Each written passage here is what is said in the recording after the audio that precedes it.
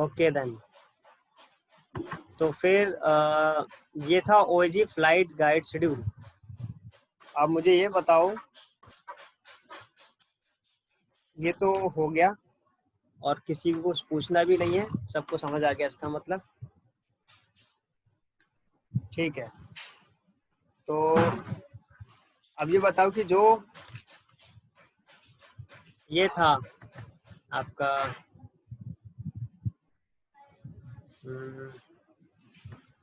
Airport terminal check in checkout, किसी ने अगर बनाया है तो यहाँ शेयर करो और उसको फिर बताते हैं उसमें और क्या किया जा सकता है। बताओ जरा।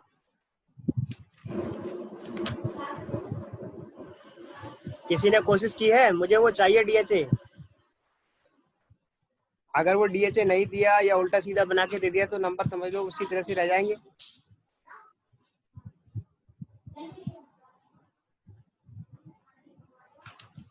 पूछोगे भी नहीं या फिर कुछ शेयर करके नहीं पूछोगे तो कैसे पता चलेगा कि क्या करना है उसमें।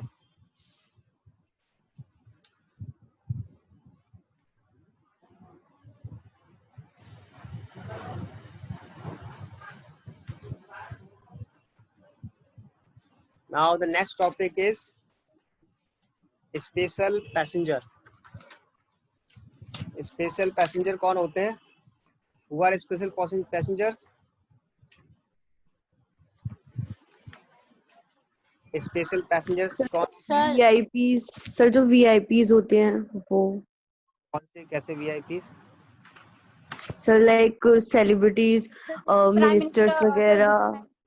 Yes sir. सीधे सेलिब्रिटीज याद आए, वो स्पेशल पैसेंजर है। तो सर वो भी हुए और गवर्नमेंट के ऑफिसर्स वगैरह भी हुए।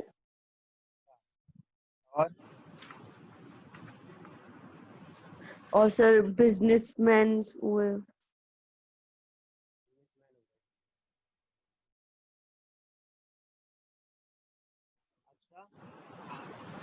तो आप लोगों को लगता है कि ये होते हैं स्पेशल पैसेंजर्स है? कोई और स्टूडेंट्स बताएगा? सर आई थिंक डिसेबल होते हैं जो। Sir domestic passenger.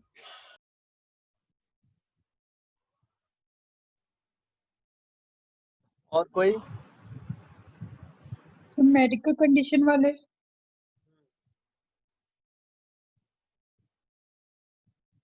Child. Sir जिनको कहते हैं गवर्नमेंट की तरफ से स्पेशल चीज दी जाती है, सब फॉर एग्जांपल डिप्लोमेट्स जो सिक्योरिटी पर्पज से होते हैं, और एज एयरलाइंस में भी ले सकते हैं। क्या ले सकते हैं?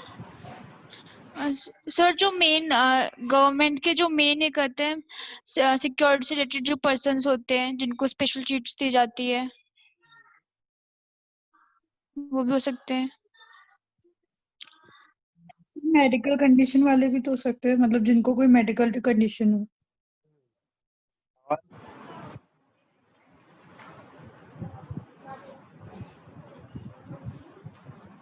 देखो एयरलाइंस जो है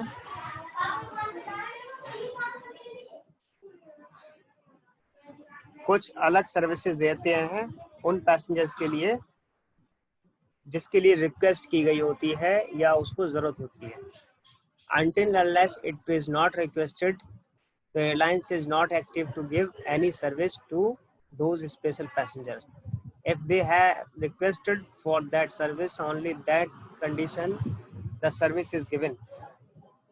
तो पहले रिक्वेस्ट होनी चाहिए, उनकी नीड होनी चाहिए, तभी मिलेगी। ठीक है। जैसे कई पैसेंजर्स अपने साथ पेट लेके जा रहे हैं या किसी को मेडिकल की प्रॉब्लम है, ठीक है ना, ऐसे लोग कि मेडिकल असिस्टेंट चाहिए किसी पैसेंजर को, या फिर कुछ पैसेंजर जो हैं उनको एस्कॉर्टिंग चाहिए कि कोई उनको एयरपोर्ट पर एस्कॉर्ट करे, यानी कि वो फ्लाइट में क्या कहते हैं जर्नी के लिए वो अकेले वो जर्नी नहीं कर सकते, उनको एयरपोर्ट पे भी असिस्टेंट चाहिए एस्कॉर्टिंग चाहिए, फ्लाइट में भी उसको स्पेशल अटेंडेंट चाहिए, ठीक है ना। तो ये जो स्पेशल अटेंडेंट हैं जो उनको एयरपोर्ट पे तो ग्राउंड पर तो करेंगे अटेंड, उनको इन फ्लाइट भी अटेंड करेंगे ऐसे पैसेंजर, ठीक। वो पैसेंजर हो गए,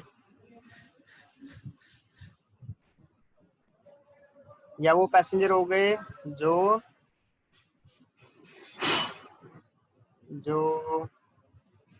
जिनको कम्युनिकेशन की प्रॉब्लम है, ठीक है। और अब मैं आपको एक चार्ट दिखा रहा हूँ, उससे और आपको समझ में आ जाएगा कि स्पेशल पैसेंजर कौन हो सकते हैं। See this chart.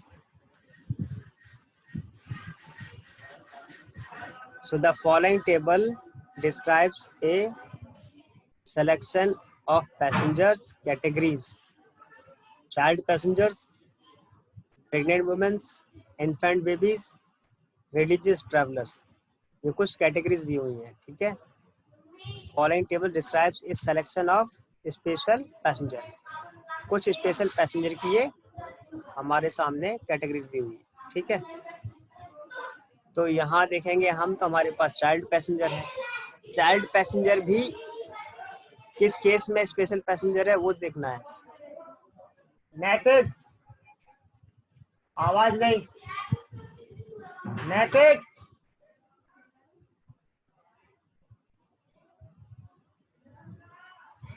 Child passenger की भी कैटेगरी है कि वो एक तो चाइल्ड पैसेंजर अपने पेरेंट्स के साथ जा रहा है और दूसरा अकेला जा रहा है। जो चाइल्ड पैसेंजर अकेले ट्रैवल कर रहे हैं उन्हें स्पेशल असिस्टेंस की जरूरत है, ग्राउंड पर भी और फ्लाइट में भी। तो ऐसे पैसेंजर को कहते हैं अनअकम्पनीड माइनर्स। ऐसे चाइल्ड पैसेंजर कहलाए जाते हैं अनअकम्पनीड माइनर्स। इनके साथ कोई नहीं है और इनको अलग से हेल्प की जरूरत है, ठीक है।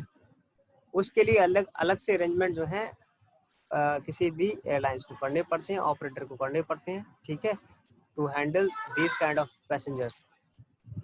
तो ये अनअकम्पनीड माइनर्स कौन से हो गए? जो 12 साल से कम है, ठीक है।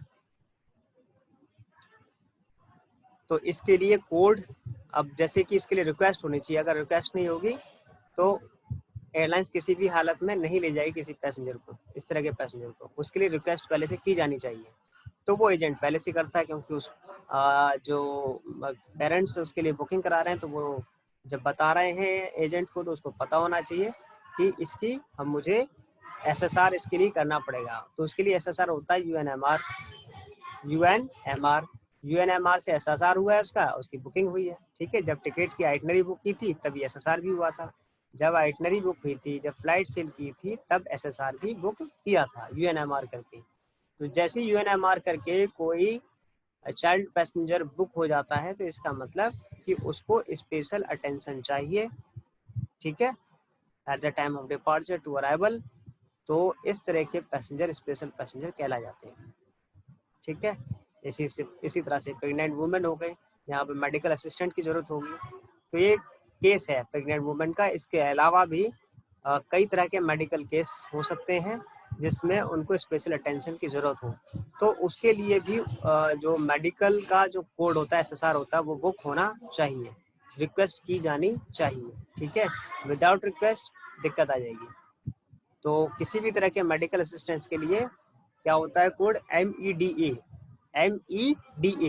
फिर उसमें डिटेल के लिए भी ऑप्शन आता है कि डिटेल लिखनी पड़ती है कि किस तरह का असिस्टेंट चाहिए और कितना असिस्टेंट चाहिए मेडिकल में, ठीक है। वो इन्फेंट और बेबीज के केस में, इन्फेंट और बेबी के केस में क्या है, 2 साल से नीचे के जो होते हैं बच्चे, ठीक है, 0 से 2 साल, दीज आर इन्फेंट्स। और बेबीज हो गए नहीं, बेबीज तो 2 से लेकर के नहीं, 2 से क्यों,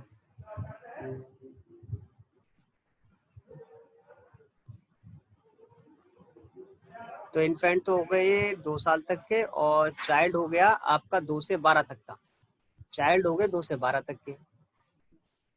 तो इन्फेंट के केस में भी स्पेशल रिक्वेस्ट देनी पड़ती है, जैसे कि पैसेंजर अपने साथ कुछ सामान इन्फेंट के लिए या बेबीज के लिए नहीं लाया है और उसको ये उम्मीद थी कि ये फ्लाइट से मिल जाएगा, लेकिन ये किसी उम्मीद पर नहीं मिलता है, इसको बुकिंग करना पड़ता है। इन्फेंट है आपके साथ तो आप इन्फेंट के लिए बुकिंग कर सकते हो INFT करके, INFT ऐसे कुछ करके SSR होता है। आप SSR दे देंगे तो आपको फ्लाइट में उसके मतलब उसका इन्फेंट का मील भी मिलेगा, बेबी का मील भी मिलेगा, और उसके साथ साथ अगर आपको अलग से कोई बास्केट की ज़रूरत है तो बास्केट मिलेगी, डायपर्स मिलेंगे, ऐसे और भी जो ज़रूरी चीज़ें होती हैं पैसेंजर को वो मिल जाएंगे। ठीक है, तो इस तरह के पैसेंजर भी स्पेशल पैसेंजर्स की कैटेगरी में आते हैं। ठीक,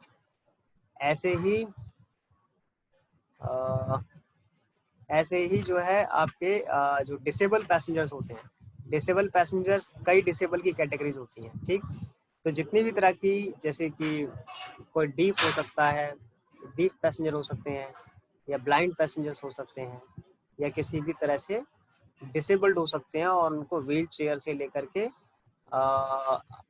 उनको किसी अटेंडेंट तक की ज़रूरत पड़ सकती है। व्हील चेयर की ज़रूरत पड़ेगी, उसके अलावा अटेंडेंट की ज़रूरत पड़ सकती है कि अगर वो डीफ पैसेंजर है या ब्लाइंड पैसेंजर है तो ब्लाइंड पैसेंजर के लिए वो डॉग भी हो सकता है उस तरह का उसके पास, तो उसके एज ए पेट कुछ हो सकता है। तो ऐसे पैसेंजर्स जो हैं, इस तरह के पैसेंजर्स आपके स्पेशल पैसेंजर्स हो गए, तो उसकी उस तरह से SSR करनी पड़ेगी। उसी तरह से रिलीजियस ट्रैवलर्स हो गए। ठीक है, रिलीजियस ट्रैवलर में क्या स्पेशल नीड आती है, उनके खान पान की। अब जैसे कि इंडिया ही नहीं, पूरी दुनिया में सभी तरह के रिलीजन के खान पान में उनके कुछ स्ट्रिक्ट लॉज हैं, कुछ नियम है। तो उस नियम के तहत उन्हें जो है वो कई तरह के मील पसंद नहीं करते। अब ये एयरलाइंस उसका कैसे ख्याल रखे कि भैया कौन सी रिलीजन का बंदा है, तो उसके लिए भैया SSR करना पड़ेगा। तो हर रिलीजियस के फूड का, मील का एयरलाइंस के पास SSR है। तो जिस भी रिलीजियस का रीजन का पर्सन है, उसके SSR से उसके मील की रिक्वेस्ट की जा सकती है। जैसे कोई जैन पैसेंजर है, तो जैन पैसेंजर का जो है, जैन पैसेंजर का जो है मील हो गया JNML। कोई हिंदू पैसेंजर है, उसका हो गया HNML। ठीक है ना, तो ऐसे ही कोई मुस्लिम पैसेंजर है तो MSML। तो उनको उनके रिलीजियस, कोई जो बहुत ज़्यादा रिलीजियस है, जरूरत से ज़्यादा रिलीजियस पर्सन है, वो अपनी रिक्वेस्ट दे दें, उन्हें भैया वो मिल जाएगा। बाकी जो ओपन माइंडेड लोग हैं तो वो लोग किसी भी तरह से एडजस्ट कर लेते हैं। ठीक है, तो ये है इस तरह का। अब जैसे कि क्रिश्चियन में भी आपके दो कैटेगरी होती है। एक कैटेगरी वो होती है कि जो रूढ़िवादी होते हैं, और एक कैटेगरी होती है ओपन माइंडेड होते हैं। हालांकि जो है दोनों को क्रिश्चियन कह दिया गया, ये गलत है। क्रिश्चियन तो एक ही तरह का हो सकता है जो जीसस क्राइस्ट का फॉलोअर होगा, और जीसस क्राइस्ट ने जो है सब चीज ओपन की थी कि there is no need to go to church, there is no need to read the Bible, और देयर इज नो, क्योंकि बाइबल क्राइस्ट ने नहीं लिखी। ठीक है, there is no need to follow the priest. लेकिन जो कैथोलिक होते हैं, अरे क्लास चल रही है, क्यों डिस्टर्ब कर रहे हैं? मम्मी क्लास चल रही है, जरा बता दो।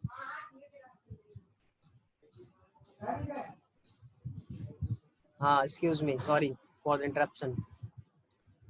तो यहाँ मैं बता रहा था कि जैसे ये मैं अभी डिफरेंस क्यों बता रहा था क्राइस्ट का और कैथोलिक का, कि अभी पूरी दुनिया में कैथोलिक को भी क्रिश्चियंस मान लिया जाता है, जबकि वो क्रिश्चियंस नहीं है। Catholics are those who follow the church, who follow the priest, who follow the Bible.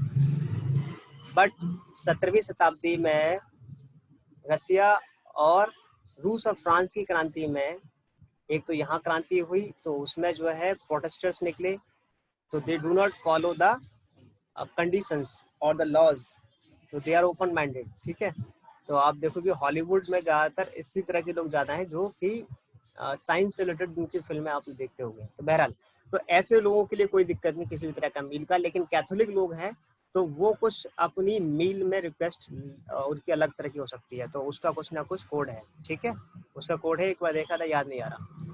तो उनका कोड है। ऐसी पार्सियन लोग होते हैं, उनके मील्स का कोड है, और यहूदी लोग होते हैं, उनके कोड है।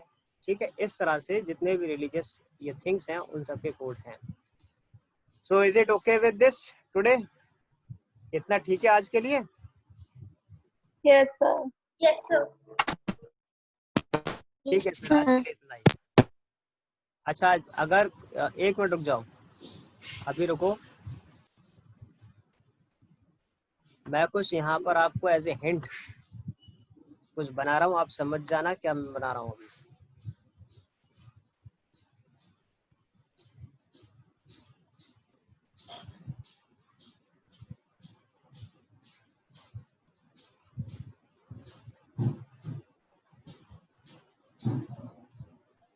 शेप कोई भी ले सकते हो।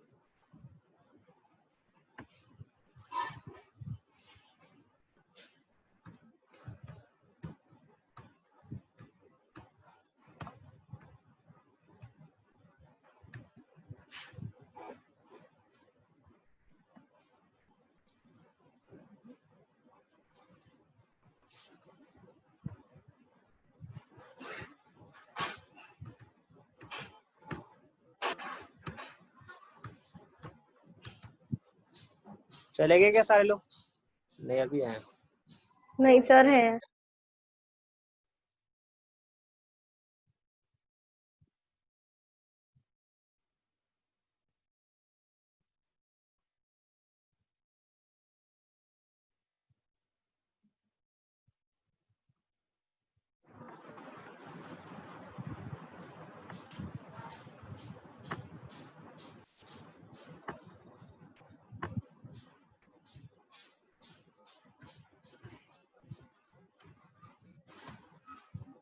दिखाई दे रहा है जो शेयर कर रहा हूँ मैं?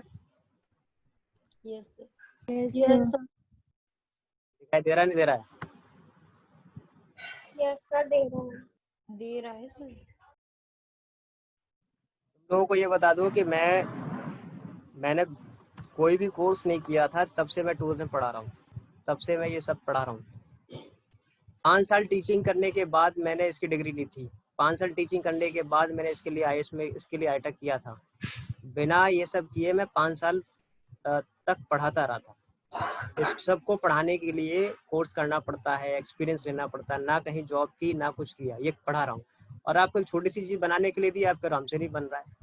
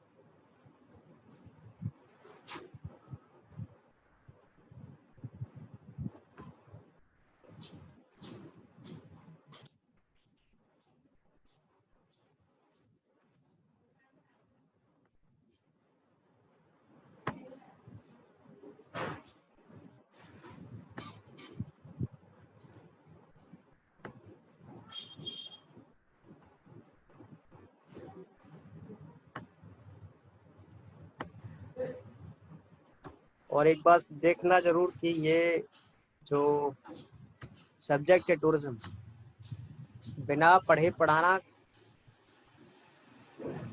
कितना आसान है या किस तरह का है।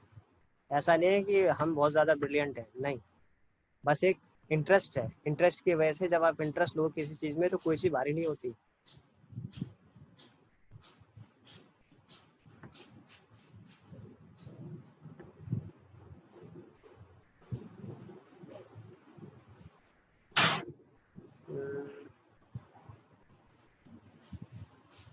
इसको यहाँ नहीं,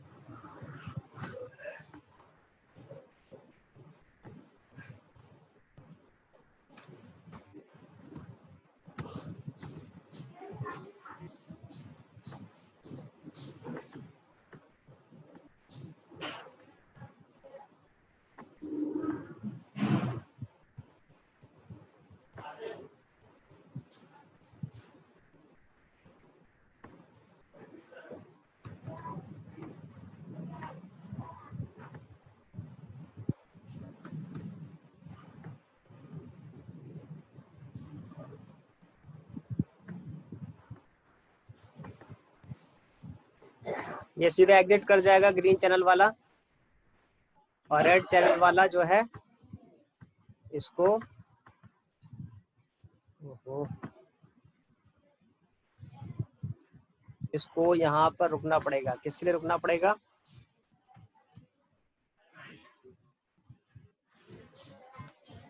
इसको यहाँ इसके लिए रुकना पड़ेगा, इसके बाद ही ये जो है यहाँ से जाएगा।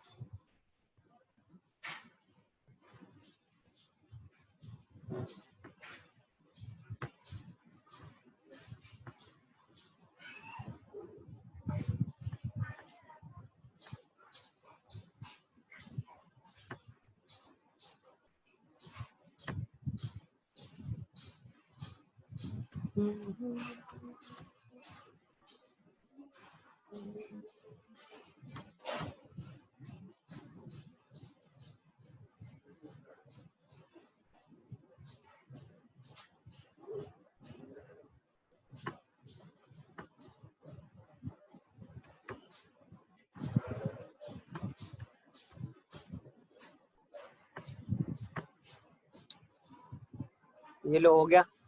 कितनी देर लगी? बहुत ज्यादा देर लग गई। सर इसमें सिक्योरिटी चेक का एरिया नहीं दिखाएंगे? दिखाई दे रहा है यहाँ पर, क्या लिखा है यहाँ पर ब्लू कलर से? अरे हाँ सॉरी सर। अब ये भी जो है हर चीज के लिए चम्मच होना चाहिए, खुद भी दिमाग लगाओ, इतना तो बना दिया। यहाँ ये बोर्डिंग गेट्स है, security check, check in counter, यहाँ सारी फॉर्मेलिटीज लिखो। सारी जगह मिल गई लिखने की कि कोई दिक्कत आ रही है? आएगी अब। इसके बाद फॉरवर्ड करेगा पैसेंजर इमिग्रेशन चेक पर, यहाँ चेक होगा, उसके बाद फिर बोर्डिंग गेट पर चला जाएगा, जो भी बोर्डिंग गेट होगा, बोर्डिंग गेट 1 2 3 4।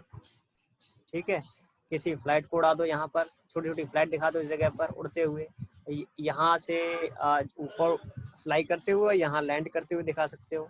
और यहाँ पर ये जो है इमिग्रेशन चेक पे एंटर करेगा टर्मिनल में। दिस इज टर्मिनल, इसका नाम दे दो, ये टर्मिनल है कोई। ठीक है, ये कौन सा टर्मिनल हो गया? ये हो गया आपका IGI का T3 हो गया ये। ठीक है, और ये हो गया आपका किसका? ये इसको भी किसी का दिखा दो, ये हो गया आपका CST का T2। ठीक है, दिल्ली से फ्लाइट जा रही है मुंबई, CST T2। ये IGT T3 है, CST T2 है। अब बताओ अब एयरपोर्ट में क्या भारी काम रह गया? अब भी कोई दिक्कत है?